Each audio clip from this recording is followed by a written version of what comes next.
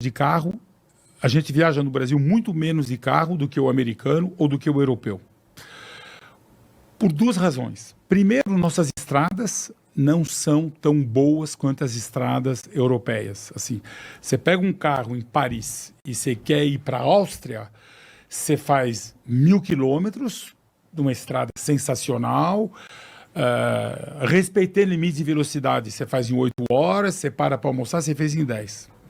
Você fazer 1.000 quilômetros de São Paulo para Brasília não é a mesma coisa. Não é. Segunda coisa, nossas estradas não são as mesmas. O nosso trânsito mata muito. Tem uma estatística de trânsito nosso que é interessante. O Brasil tem hoje 55 milhões de automóveis, 53 milhões de automóveis. Esquece moto, automóveis, 53. A França tem 43. A França tem 4 mil mortos por ano. Sabe quanto tem o Brasil? 40 mil. Ou seja, com um pouquinho menos de frota, o nosso trânsito mata 12, 13 vezes mais do que na França. Uma frota sucateada também, né? Ou seja, é 10 vezes mais perigoso você andar de carro no Brasil, em média, do que andar lá. Então, eu, por exemplo, se meu filho vai para Brasília, nem passa pela minha cabeça que ele pode ir de carro, vai de avião.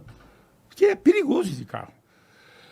As nossas estradas são muito perigosas. Então, se você está, por exemplo, em Brasília, e eu vou muito para cidades onde a gente tem rede, é raro você ver uma placa de São Paulo. Você está em Salvador, aqui em São Paulo, você nunca vê uma placa de Salvador. Quem é que vai daqui para Salvador de carro, gente? Só em caminhão. Ninguém.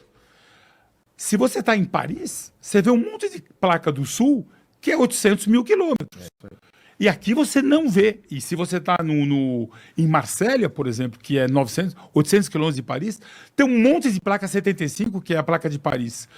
E no Brasil, se você está em Vitória, você não vê carro de São Paulo. Então, a gente roda menos por causa do perigo das nossas estradas. Mas, nas férias, esse ano, teve gente que ficou 6 horas fazendo fila para carregar carro elétrico em postos da Europa.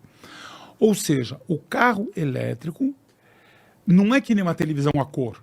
Televisão a cor é muito melhor que televisão preto e branco. A única diferença é o preço.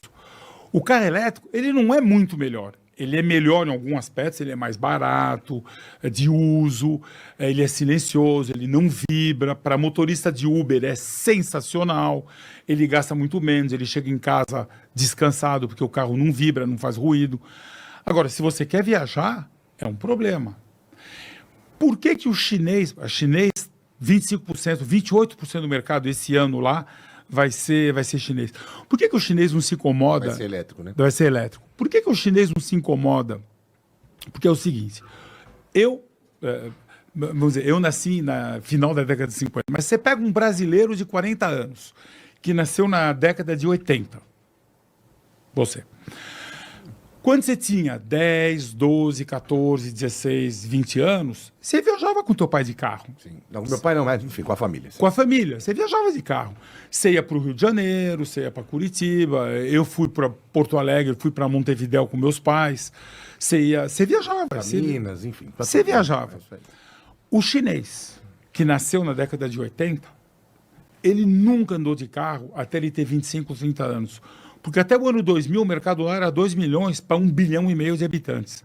Então ninguém tinha carro lá, só quem era do governo. Por isso que tem muito carro long wheelbase lá, né? Porque os caras andavam no banco de trás. No banco de trás, o motorista dirigindo, exatamente. E sedã. E sedã. Santana long wheelbase, né? Aí o que acontece?